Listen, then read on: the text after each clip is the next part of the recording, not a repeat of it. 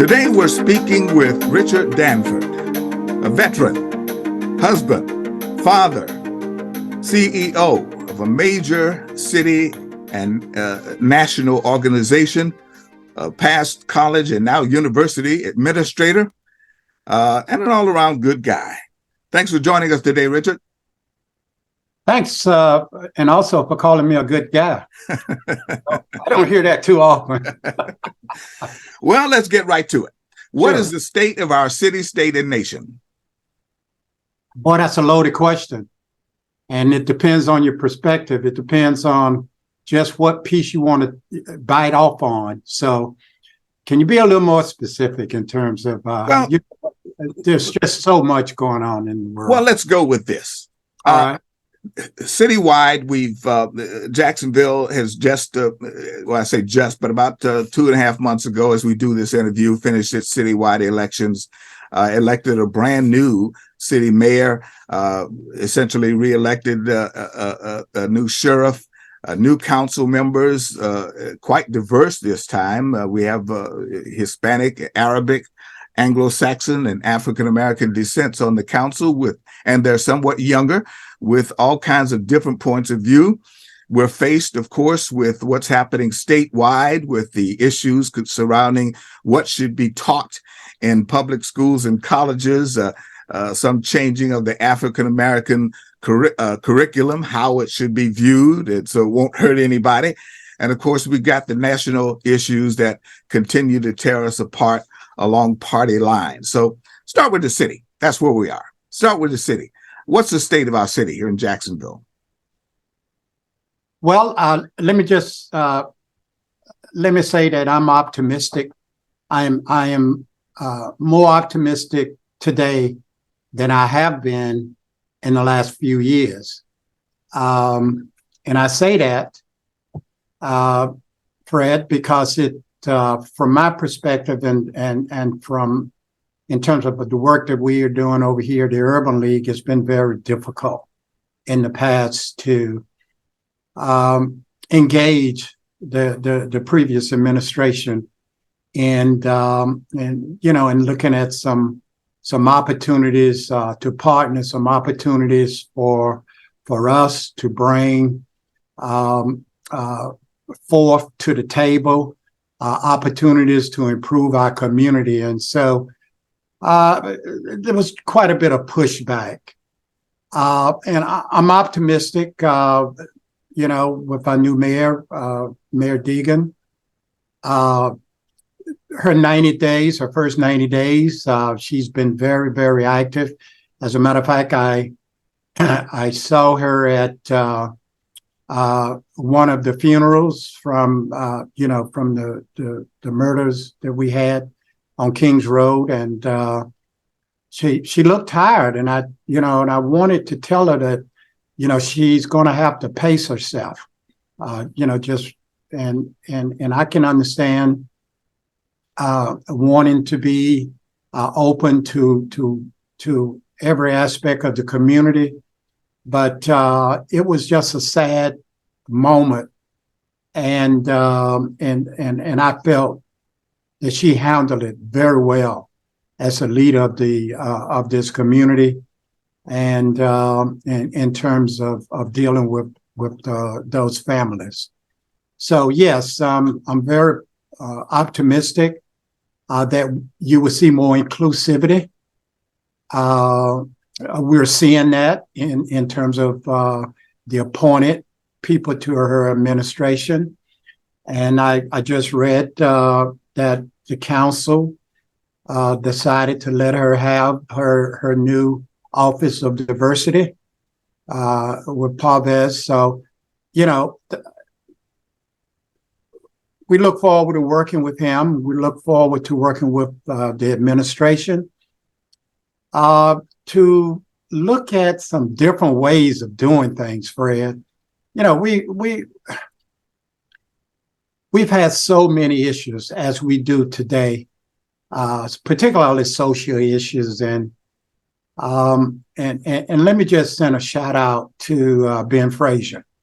And I really want people to know, if they don't know, that he was a very honorable man, and really felt strongly about this community, and maybe for some people too strong.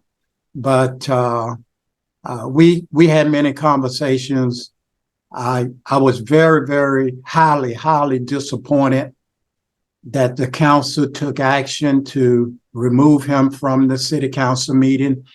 You were around, Fred, when we had, I believe it was Councilwoman Tilly Fowler was the president years ago, when they had several of our freedom fighters here in our community, had them arrested. Yeah, many of them were city council members that were removed from that meeting. They were removed from that meeting.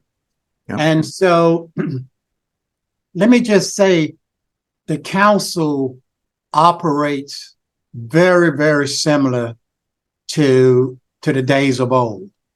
In other words, there is no checks and balances when it comes to the council. There is absolutely no input from citizens into the budget process.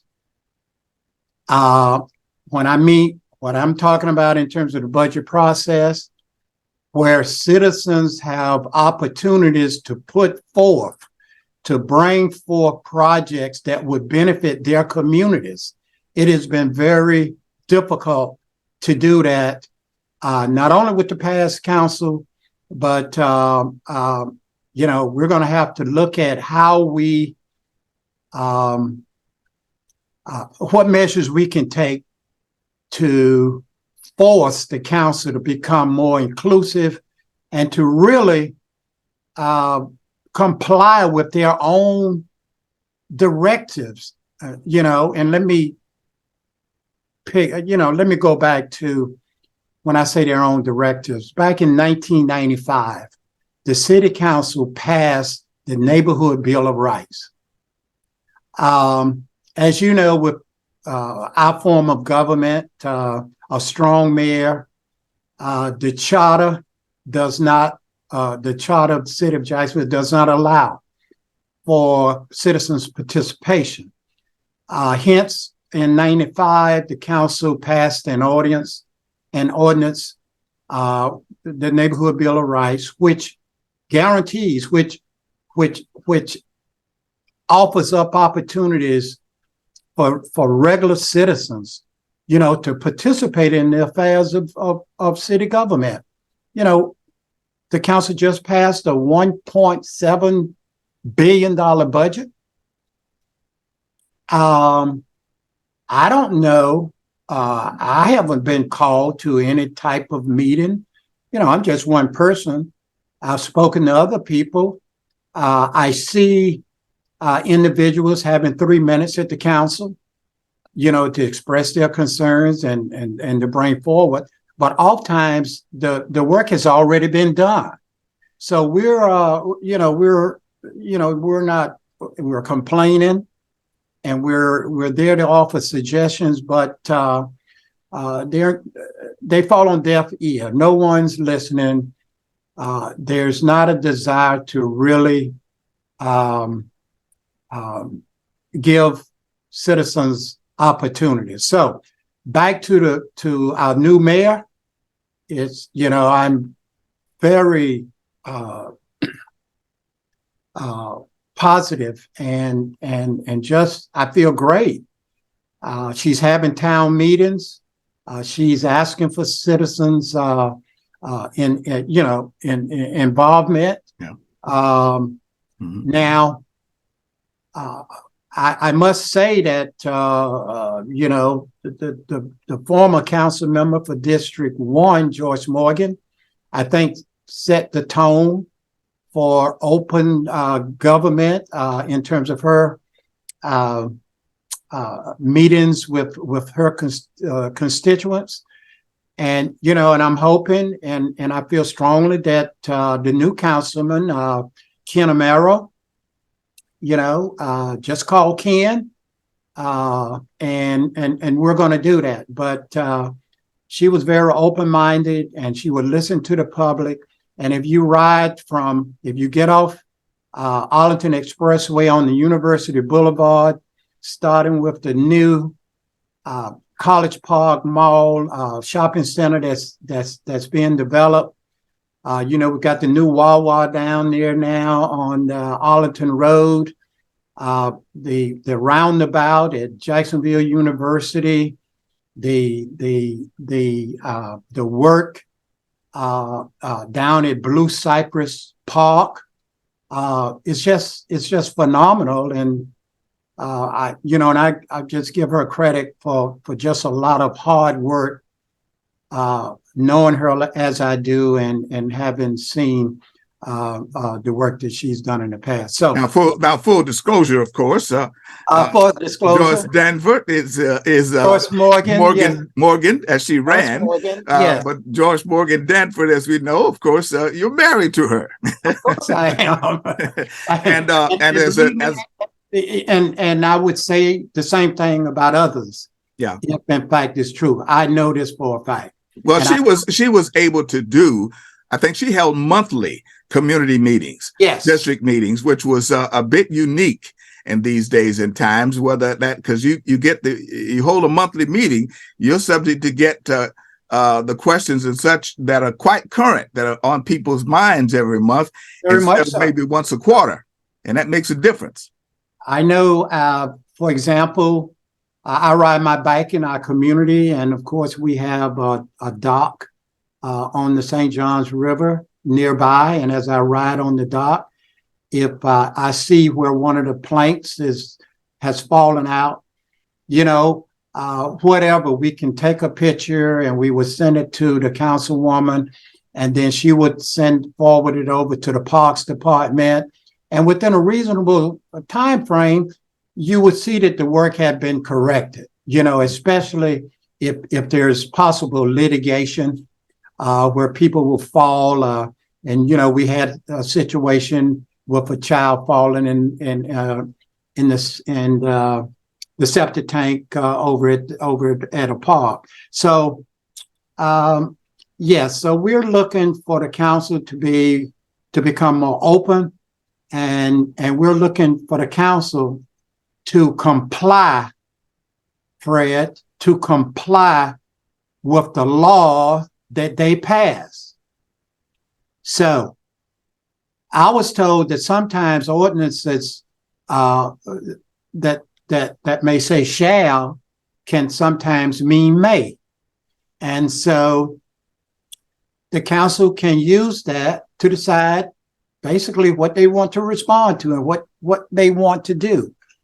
So my work over the last few years, quite a bit of it as it relates to the city, has been dedicated to trying to get the council to conform to the law that they pass, which allows citizens to participate in the affairs of city government and to be treated with respect and to be courteous and to respond to citizens. And maybe it's just the state of the country. Maybe it's the state of Florida or now the state of Jacksonville. But there's a lot of pushback on citizens' rights. And we see it happening all over the country, and particularly here in Florida. You've partially answered this question already, but I'm going to ask it again. What do you see as the top 3 issues that are facing our city? And how would you rank taking down the last of the Confederate monuments in that process? Well, I would rank that last. And let me move. You mentioned what I think are the top 3. And we've talked about that. The number one issue I see in this city is a lack of communication and a lack of inclusion in the processes of the city. When I say inclusion, I'm talking about opportunities for various community members to receive contracts for the city through the city's process. to receive grants through the public service grant program. It's going to be interesting because we have new people now running in charge of the various offices in city government. So what do we watch? We watch what has happened over in the public service grant process, and what is happening over in what is it? ISAB, the small emerging business, whatever that program is. You're a small business owner, and you know, the program that's supposed to help small emerging businesses with contracts and blah blah blah blah blah. Right. Formerly the minority set aside program, formerly the set aside program, the program that the Association of General Contractors sued the city to kill the program because they really didn't want any minorities to get any of the pie. Yeah, and so what we have now, we have basically the same thing. I think we have smoke and mirrors. I think they're, what I hear is people have a tough time doing business with the city through that particular program. So I think that's one major issue that we need to deal with. The second major issue, which is related somewhat to the first one, is how do you spread the wealth?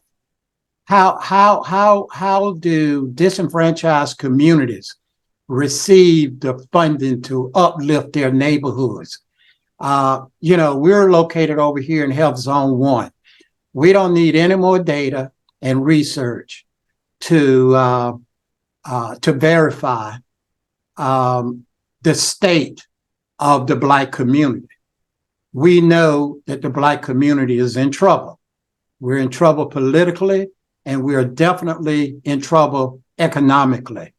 And so economically, it goes back to the Neighborhood Bill of Rights. If you cannot get at the table, if you cannot participate, if you cannot provide input, if you cannot offer up recommendations for your community, then that economically impacts you. So my thing is, I don't view it as racial discrimination. What I view it as economic discrimination. So, and what's number 3? Number 3, for me, I would think that I'm not going to say crime. I'm not going to say that because we've been living with over 100 murders every year, and we've offered up suggestions. We had a committee, a task force under the city council that dealt with the sheriff's office in terms of how we communicate better, and the whole 9 yards. A lot of work was put into that, and of course the council killed it. So every opportunity that we have to change things that are detrimental to us is automatically killed. And so while the Confederate statues are important, in this community, people keep asking me what I feel about it, what I think. I grew up in South Georgia. We used to play ring around the statue in my hometown. In my hometown, we had 4 Black folk lynched. Okay, so I know, I understand the meaning of these monuments. Being a veteran who actually spent a year at war, getting shot at, and being called the N-word, from my fellow soldiers. When you think back to 1968, Fred, when Martin Luther King was killed, I was sitting in Vietnam in a foxhole, when they broke it to us that he had been assassinated. You're talking about, we have a race situation now. We had a race problem in the war in Vietnam that followed us to this day. And don't get me talking about how African American military veterans were treated after Vietnam, after Iraq, after Afghanistan, after World War II. My daddy, who was in the Navy during World War II and came home, could not get VA benefits. Okay. I'm working very closely with a lot of veterans in this community, and I'll talk more about that. But we have a lot of veterans with some serious issues that are not being addressed, and I'm not putting it on the VA necessarily. I think it's a cult. I think it's a societal issue, in that veterans are being treated the same as anyone else. There's no preference other than being able to go to the VA. But I'm appalled at the fact that the city would put on its website that this is the most friendly veterans city in the whole United States of America. And the Jacksonville Urban League has applied to the city of Jacksonville to match a federal grant that we received, of $2 million, to construct a new Veterans and Community Empowerment Center in the hood on Kings Road and Myrtle Avenue. And we can't get the city to even respond, yay or nay, because there's no formal process, Fred. There's no formal process for citizens bringing forth projects for their communities. Well, I don't understand how that can't be a formal process when we've gotten all this construction, the new construction being proposed in downtown Jacksonville, where taxpayer money is going to be part of the equation that builders are looking to help them complete it. Now, in fact, there's one that was just announced in La Villa the other 2 weeks ago, before we have this conversation. I don't understand it. Are you hopeful that you can get some leeway with the new administration, get that new Veterans Community Center up? Well, we're going to get it up one way or the other, and we're optimistic, that the city will support it. The city needs to support the entire community. It's not my project; it's the community's project. What we're trying to do is, we need a hub over on Kings Road and Myrtle Avenue. You've got Edward Waters University down there, Kings Road. We don't have anything. There's no glitter. It's all bad. It's all shooting. It's all murders.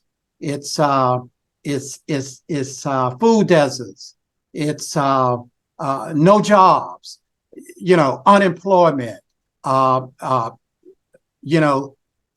Gradual gentrification into our communities without us being able to participate in the gentrification. I mean, look at what's going on over on the east side. I mean, it's sad, the efforts to take folks' properties, just to build, just for us to have fun, to go somewhere, and get a tan currently, to tear up communities for the sake of development. It's the same as putting I-95 through Jacksonville, through the Black community, which kill part of our communities. Well, now, let's see if we can find any encouraging signs. Most of I'd say 3 out of 5 of the major independent authorities that I can look to are headed by African Americans, mostly Black males. The Port Authority, the Transportation Authority, the Housing Authority.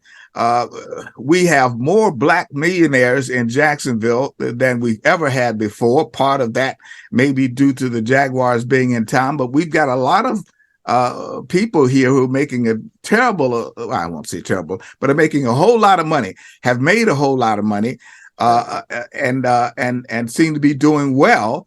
But are you saying that this just has not translated back to the African American core community issues? I don't see it, Fred. I mean, you're speaking of leadership, and you're right. We do have, we know all of them, and they're good folk. We've had two African Americans back to back on the city council to lead the city council.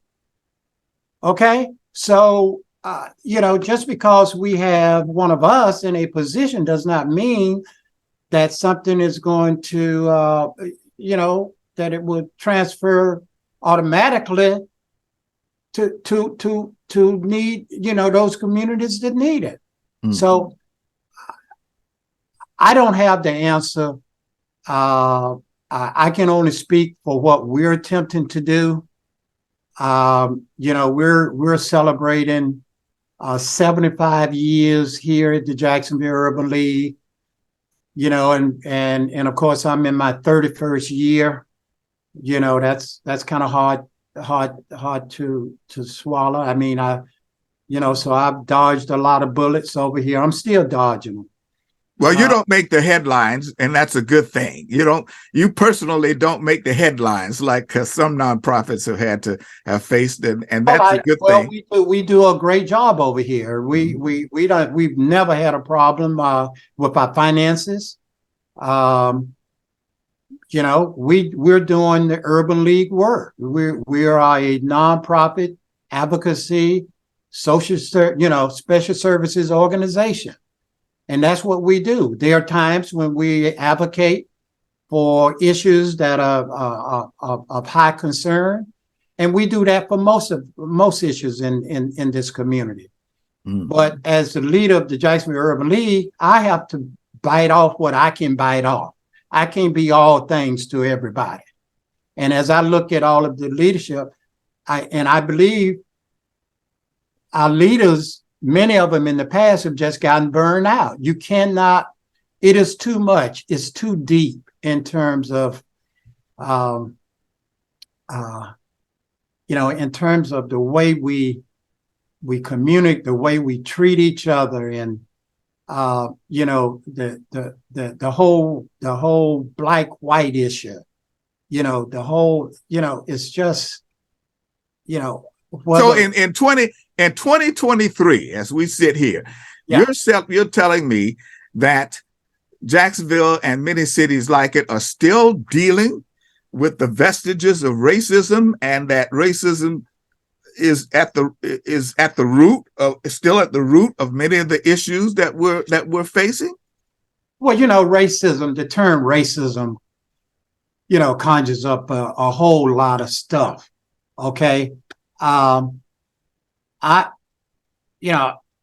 Should I use if you look at the meaning of racism, you will see vestiges of racism here in this community. Mm. Okay. You will see it in how African Americans are treated. I mean, all you have to do is look at who's being arrested, why they're being arrested, who's getting hit on bicycles, where they're getting hit, in terms of looking at, you said, obviously mentioned that we have a lot of African Americans in leadership positions in this community, and we do. Does that mean that the city is not racist? It's not the city; it's the people. Mm. People say, we need to make America great again. There's nothing wrong with America. It's the people that's screwing it up. All right. Final question. Sure. Right. Well, people. Final question. This one about you. About me. About you. Final question here. Sure. Tell me, if I'm not mistaken, you took a trip back in time to Vietnam. some years ago. Sure. Why'd you do it? What did you learn? Oh, wow, Fred, thanks for bringing that up. Um, for many years, since Vietnam, I had, I've experienced some traumatic, PTSD. Okay. That was suppressed. I had suppressed those feelings for so long because really, years ago, I couldn't get the help that I really needed. And so I decided that I needed to do something for myself. So I suppressed all of that, but I got to the point where I needed to deal with it. And so what better way to deal with it than to go back to where the trauma happened. Okay. And so a month before COVID, during Veterans Week, what was that, 2018, I took my youngest daughter with me, and we traveled to Vietnam. We went to Ho Chi Minh City, which used to be Saigon. I was not stationed in Saigon. I was stationed up north in Chu Lai near the DMZ. But I wanted to go back just to see what I fought for. Okay. Because I was trying, and even today, I'm trying to find a reason for me being there. And you know what I mean? And just the impact, the negative impact that whole situation had on the African American male and female, and continues today. So I wanted to take something back to Vietnam and leave it, because I brought a lot back with me over, so I wanted to take some stuff back, and I was able to do that. And I had the vision, standing in front of the American embassy in Saigon, which we obviously, we abandoned, and we flew, we left Vietnam crawling. Well, we actually flew out, but we lost the war. We lost the Vietnam War. So I took a portrait with me, and I have a picture of it.